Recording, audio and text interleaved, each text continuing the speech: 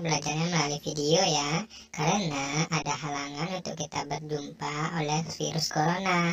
Jadi kita harus melihat dan menonton video dan mendengarkan materi. Oke, halo, selamat pagi, siang, sore, dan semua. Assalamualaikum warahmatullahi wabarakatuh. Jumpa lagi dengan Pak Dian di sini. Selamat datang kembali di video pembelajaran episode 19 di Meja Guru Indonesia. Oke, sebelumnya silakan klik tombol like jika kamu menyukai video ini dan silakan subscribe dan tekan lonceng notifikasinya. Tentu saja agar kamu tidak tertinggal video-video pembelajaran yang menarik dari saya di channel Meja Guru Indonesia. Oke. Nah, sebelumnya yuk kita mulai putar intronya. Oke, yuk.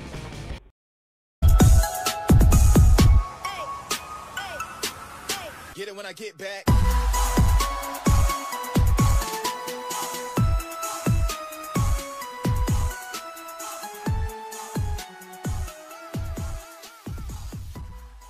Oke, di video pembelajaran episode kali ini kita akan membahas mata pelajaran untuk di kelas 10 TKJ atau 10 TIK yang berkaitan dengan dasar-dasar desain grafis.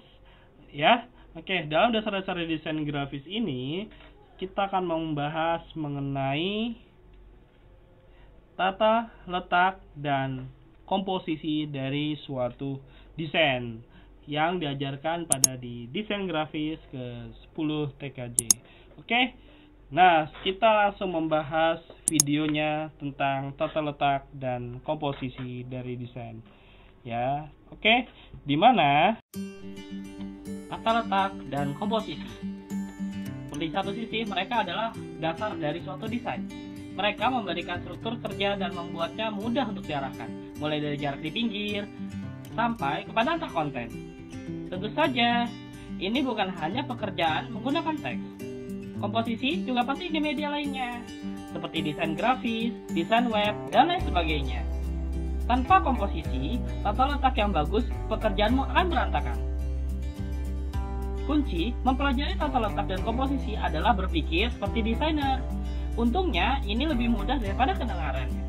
Ada 5 prinsip dasar yang akan menolongmu meningkatkan kualitas karya dan mempertajam mata dalam desain. Mari, dari yang paling atas sampai bawah. Proximity adalah menggunakan jarak visual untuk menunjukkan hubungannya kepada konten. Prakteknya sangat sederhana. Yang harus kamu lakukan adalah memastikan item yang terkait digabungkan bersama-sama. Contohnya, sekumpulan teks dan beberapa elemen grafis. Grup yang tidak terkait satu sama lain harus dipisah untuk penekanan visual bahwa mereka tidak saling terkait. Kesimpulannya, ini membuat pekerjaanmu lebih mudah untuk sekilasnya mengerti apakah ini sebenarnya teks atau lebih pada visual. White space adalah bagian penting dari komposisi. Ini tidak berarti secara harfiah adalah jarak putih.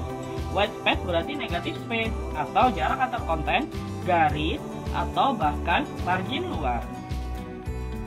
Tidak ada cara tertentu untuk menggunakan white space secara benar, tapi perlu dipahami tujuannya. White space menolong kamu menentukan dan memisahkan bagian-bagian. White space memberikan kontenmu ruang untuk bernafas. Jika desainmu mulai terasa berantakan atau tidak nyaman, sedikit white space mungkin adalah penawarnya. Perataan atau alignment adalah suatu yang sering kamu temui, bahkan mungkin kamu tidak menyadarinya.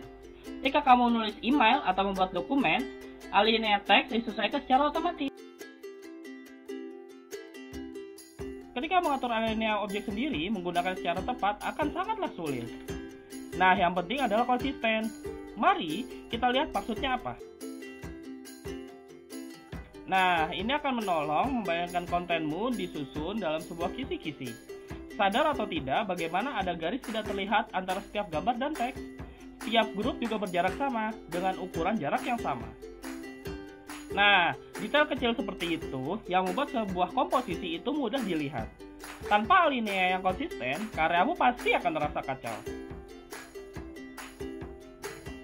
Sekarang kontras. Sederhananya bahwa satu item berbeda dengan yang lain. Dalam tata letak dan komposisi, kontras dapat menolong kamu membuat banyak hal. Contohnya menarik perhatian membaca, membuat penekanan, atau menarik perhatian ke sesuatu yang penting. Ada banyak strategi dalam menciptakan kontras. Kamu dapat menggunakan warna, menyesuaikan ukuran, bentuk atau berat visual dari sebuah objek, atau menggunakan kontras gaya dari teks. Kontras juga terkait sesekali dengan hierarki, yaitu sebuah teknik visual yang akan menolong pembaca menjelajahi karya kamu. Dengan kata lain, dia menunjukkan di mana memulai dan kemana selanjutnya, dengan menggunakan level penekanan yang berbeda. Nah, menerapkan hierarki sangatlah sederhana. Cukup tentukan elemen yang mau kamu perlihatkan pada penbaca, lalu buat elemen tersebut lebih menonjol. Item yang penting biasanya lebih besar, lebih tebal, atau lebih menarik perhatian dengan banyak macam cara. Repetisi atau pengulangan adalah pengingat bahwa setiap proyek harus memiliki tampilan dan rasa yang konsisten. Nah, itu berarti mencari jalan untuk membuat desainmu dengan mengulang-ulang elemen tertentu. Contohnya, jika kamu punya satu palet warna, cari cara bagaimana menggunakannya lagi, dan lagi. Jika kamu telah memilih gaya judul tertentu, gunakan terus di sepanjang desain. Ini bukan hanya untuk alasan keindahan, tapi secara konsisten kamu akan membuat desainmu lebih mudah dibaca. Ketika pembaca itu tahu apa yang akan muncul, mereka bisa santai dan fokus pada konten. Dalam banyak cara, tata letak dan komposisi adalah pahlawan tanpa tanda jasa dalam desain. Mudah mengabaikannya, tapi mereka adalah bagian dari apapun yang kamu rancang. Sedikit sentuhan di sini, sedikit jarak tambahan di sana, dan ini dia. Dengan sedikit detail, kamu bisa membuat komposisi yang cantik dan profesional, bukan?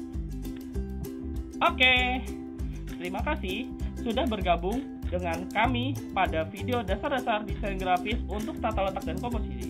Cek topik lainnya ya, termasuk tipografi, warna, dan tentang gambar. Terima kasih. Assalamualaikum warahmatullahi wabarakatuh.